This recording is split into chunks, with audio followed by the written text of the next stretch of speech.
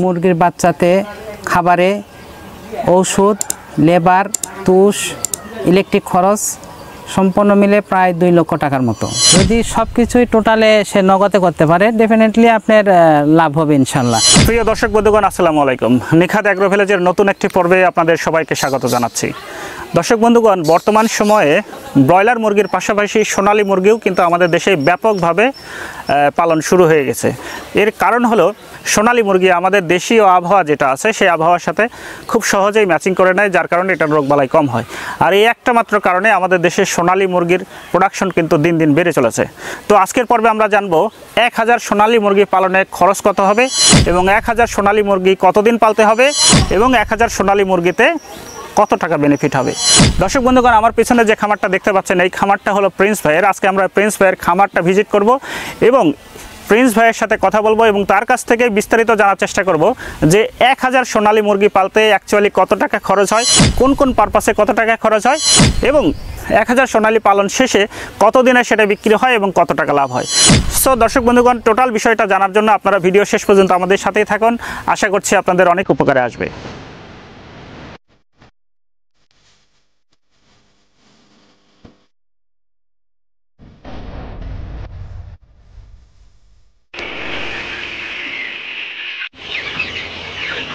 ভাই আসসালামু আলাইকুম। ওয়ালাইকুম আসসালাম। আপনার এখানে তো বেশ সুন্দর খামার দেখতেছি, দীর্ঘদিন থেকে আপনি খামারের সাথে জড়িত আছেন। জি। তো এই ফ্লকে আপনার এখানে কতগুলো বাচ্চা আছে? 5000। 5000 আছে। জি। আর বয়স কত? বয়স আজকে দিয়ে 24 দিন। 24 দিন বয়স। এটা কি জাতের মুরগি? এটা হাইব্রিড। হাইব্রিড মানে সোনালী হাইব্রিড? সোনালী হাইব্রিড। আচ্ছা, অ্যাকচুয়ালি আজকে আমি দর্শকদের উদ্দেশ্যে জানার জন্য আসছিলাম আপনার কাছে। সেটা হলো যেহেতু আপনি দীর্ঘদিন সোনালী মুরগি পালনের সাথে জড়িত আছেন, তো সেক্ষেত্রে এই সোনালী মুরগি 1000 সোনালী মুরগি, আমি যদি 1000 সোনালী মুরগি ধরি, 1000 সোনালী মুরগি বর্তমান বাজারে এখন যদি কেউ পালতে চায় তাহলে তার কোন কোন পারপাসে কত টাকা খরচ হবে এবং টোটাল তার কত টাকা খরচ হবে এই বিষয়ে আমার দর্শকদের উদ্দেশ্যে আপনার কাছে জানতে চাচ্ছি। যদি কেউ 1000 মুরগি করতে চায়, এই সপ্তাহের রেট একটা যেটা হয় এই রেটের অনুযায়ী প্রায় 35 থেকে 40 টাকা বাচ্চা কেনা বেচা হচ্ছে। এখন বাচ্চার রেট 35 থেকে 40? 35 থেকে 40 এটা হাইব্রিড। আচ্ছা, তার মানে 1000 বাচ্চাতে 35 থেকে 40 হাজার টাকা বাচ্চা পারপাস? হ্যাঁ, লাগবে। আর এরপরে আছে ফিড। তারপরে আছে ঔষধ। আচ্ছা, ফিডে আমরা একটা করে শেষ করি। ফিডে আপনার 1000 মুরগিতে কত বস্তা ফিড লাগবে আর সেটার কস্টিং কত হতে পারে? সচরাচর আগে একটা রেট ছিল সোনালী যখন আমরা করতাম, তখন আমরা 1000-এ প্রায় 50 বস্তা টার্গেট রাখতাম। 1000 মুরগির জন্য 50 বস্তা। এখন উন্নত জাত আসছে যেটা বললাম সোনালী ক্লাসিক হাইব্রিড। এই হাইব্রিডে এখন আমরা 40 থেকে 42 বস্তাতে আমাদের টার্গেট পূর্ণ হচ্ছে। 40 থেকে 42 বস্তায় টার্গেট মানে কি? টার্গেট বলতে গেলে 50 দিনে এটার উঠে আসতেছে ওজনটা। ওজনটা কত সেটা? ওজন 900 প্লাস। মানে 1000 মানে 50 দিন পারলে এই মুরগির ওজন 900 প্লাস হয়ে যাবে। টার্গেট ধরে রাখেন? হ্যাঁ, এটা টার্গেট ধরা। 1 কেজি টার্গেট ধরা। আচ্ছা, 50 দিনে 1 কেজি। আর 50 দিনে আপনি বলছেন যে 1000 মুরগিতে তাহলে ফিড কতগুলো লাগবে? 42 থেকে 45 বস্তা। 42 থেকে 45 বস্তা ফিড লাগবে। এখন এটা ম্যানেজমেন্টের উপরে নির্ভর করে। যদি ম্যানেজমেন্ট সুন্দর করতে পারে এবং ভালো মানের খাদ্য এবং ভালো মানের ঔষধ যদি ব্যবহার করতে পারে তাহলে আপনার 50 থেকে 52 দিনের মধ্যে হবে। 50 থেকে 52 দিনের মধ্যে মুরগি 1 কেজি? হ্যাঁ, যদি ম্যানেজমেন্ট ভালো করতে পারে। আচ্ছা, অবহেলা করা যাবে না কোনো কাজে আর কি। যখন যে শিডিউল হয় সেটাই করতে হবে। এখন খাবারের দাম কত? এখন আপনি বলছেন 40 থেকে 42 বস্তা লাগবে। এখন আমি মুরগিতে খাওয়াই এনাম ফিড। আচ্ছা। হ্যাঁ, এই এনাম ফিড আমরা খুব কম দামে পাই, অন্যান্য ফিডের তুলনায় কমে পাই। 2950 টাকা। এটা আমার 50 টাকা এক বস্তা ফিডের? এক বস্তা ফিডের দাম 2950 টাকা আপনার পার বস্তায় খরচ। 40 থেকে 42 বস্তা আপনার লাগবে, টাকা লাগবে। জি। আচ্ছা, আর কি কি খরচ আছে? এখানে ওষুধ খরচটা আসে 1000-এ প্রায় 10 থেকে 12,000 টাকা।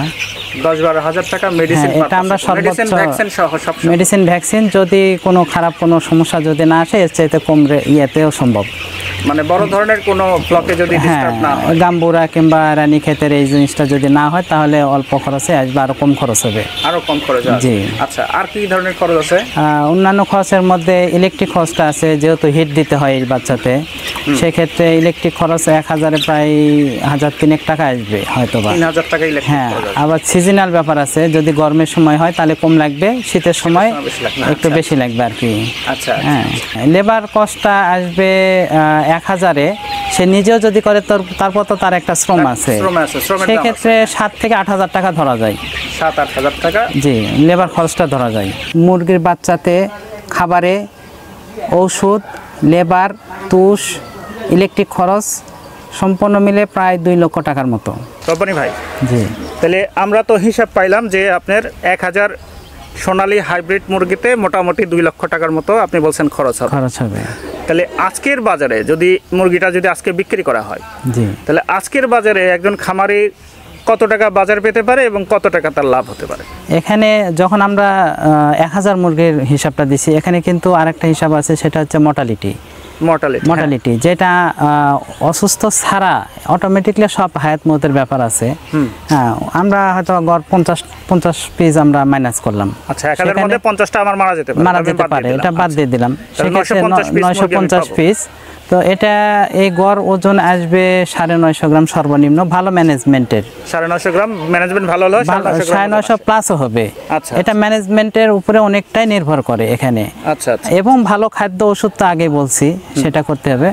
তো সেই অনুপাতে আমাদের 950 গ্রাম যদি হয়, তাহলে 950 ইকুয়াল হচ্ছে 950 পিস। হ্যাঁ, এখানে কেজি আসতেছে যেটা ওই বাজার, আজকের বাজার 240-ই আনুমানিক ধরা যায়। 240 হলে মোটামুটি 20-30 হাজার টাকা লাভ হবে। 20-30 হাজার টাকা লাভ। জি, লাভ হবে।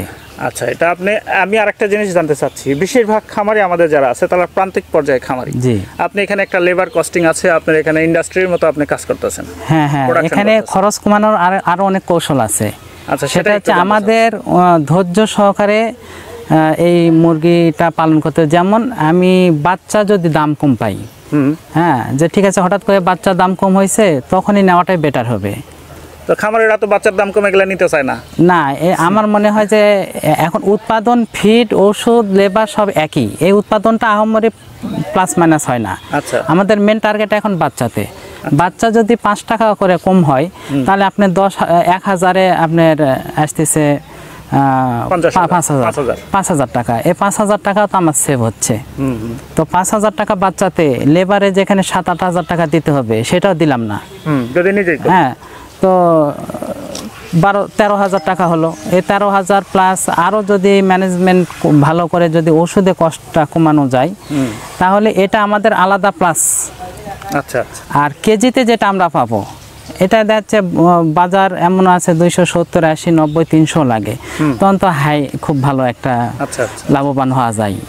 হ্যাঁ, তবে আমাদের টার্গেট রাখতে হবে বাচ্চাতে, যে বছরে আমরা কম দামে কিনতে হবে, এরকম একটা টার্গেট আমাদের রাখতে হবে। এবং ফিড যদি সম্ভব হয় নগদে টাকায় ফিড কিনতে হবে। প্রথম পরামর্শ, খামার যেটা করবে সেটা যেন অবশ্যই খোলা জায়গায় করে।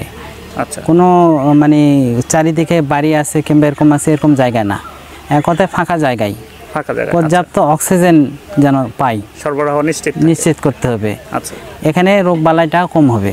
আচ্ছা, প্লাস খামার তো নির্বাচন প্রথম, দ্বিতীয় হচ্ছে বাচ্চা, ভালো জাতের বাচ্চা এবং নগদ টাকায় কম খরচে। এক কথায় যখন বাজারটা কম পাবে, আমি যদি বলি আইটি আনুমানিক 40-এর নিচে যদি বাচ্চা সে পায়, আমার মনে হয় মানে লস হবে না, কিংবা করা যায় আর কি, নেওয়া যায়।